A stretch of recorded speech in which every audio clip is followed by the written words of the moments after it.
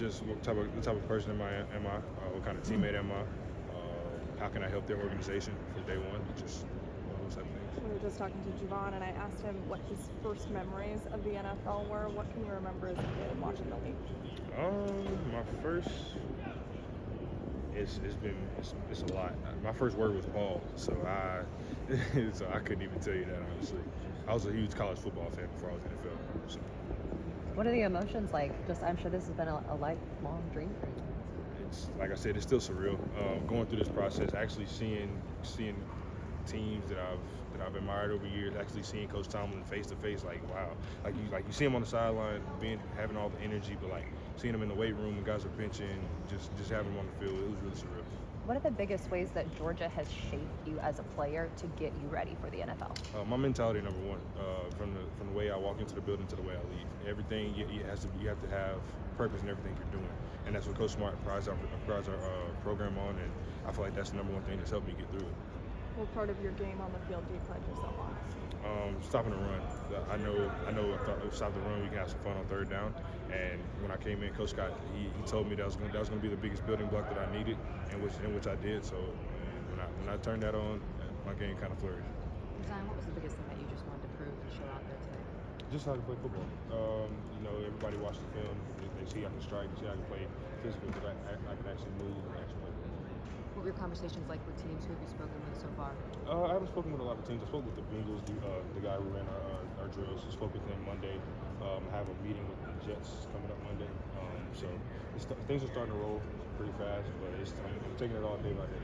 Has it set in yet that this may be the last time you get to actually do some real drills on this particular field in this particular place? 100%.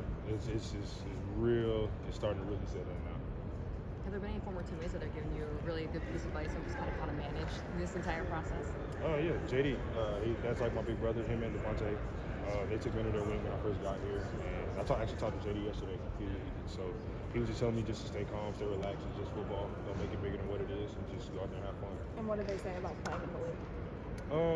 It's going to be a learning curve, just like coming into college, a learning curve. The game's a lot faster. You're actually playing with real grown men now who have families to feed, families that's dependent on them. So you got to come in with a working mentality, which I do have, which this university has helped me grow that. So I feel like I'm ready for that. How does Georgia prepare you for that? Everyone on the field in the NFL is good at football. Just the way from the time you step in the building, like they're gonna make you a man to the time you leave. So if you don't get anything out of here, you're gonna learn how to be a man. Number one. Between Nazir Stackhouse and Warren Brinson coming back, I mean, how important is it for both those guys to be back on this line and back with this pretty young group of guys, in your opinion? I think it's going to be good for both of them. I think they kind of left last season with a bad taste in their mouth. Shoot, I did. So I think I feel like my time was up here. I just wanted to let those guys have their time, because I feel like I've done everything in my career that I wanted to. But they're doing really well. I watched them in practice yesterday. They're taking the right steps and leading and doing all the right things. So they're going to be really well for them. Oh shoot, man, Joe, he surprised me during bowl prep.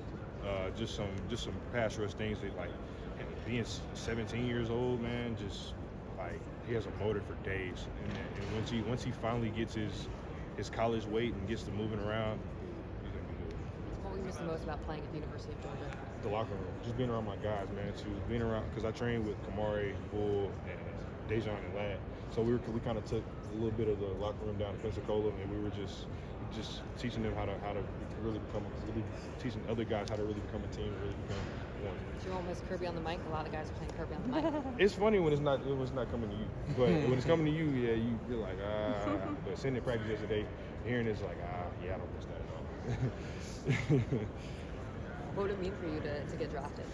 It would mean everything. My parents made me this book when I was a kid.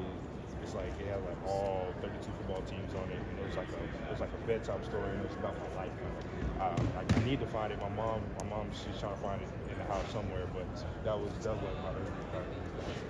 You got to go to the East-West Shrine Bowl with Trammell. What has it been like to go through this process with the guy you've been playing with for so long? Man, Mel doesn't even know, but Mel means so much to me, man. Just the way he goes about his everyday life, just the way he attacked everything. He wasn't the gaudy 5-star athlete, but he taught me how to work.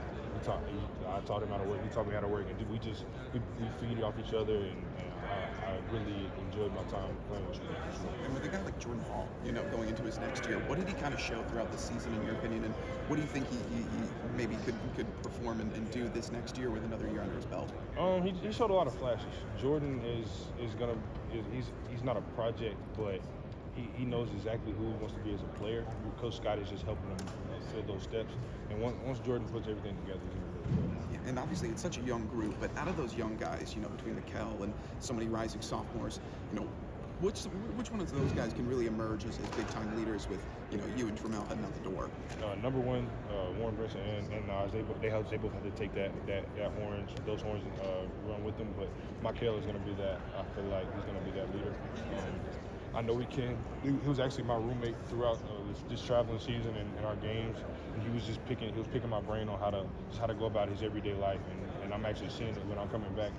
I told him this morning he was on time to workouts because when I was here he would always be a little bit late. I'm like, come on, bro. But now he's really setting that tone and setting the standard of being here early and wanting to do things right. Time for one more question. You obviously, this program is, prides itself on development. You've been here 4 or 5 years, and you are what you are today. How much did the development of this from Georgia help you get to where you are today? And just if you're looking at it from a guy that's in high school, right? Looking to come here. It was everything. It was everything for me. This is what I needed.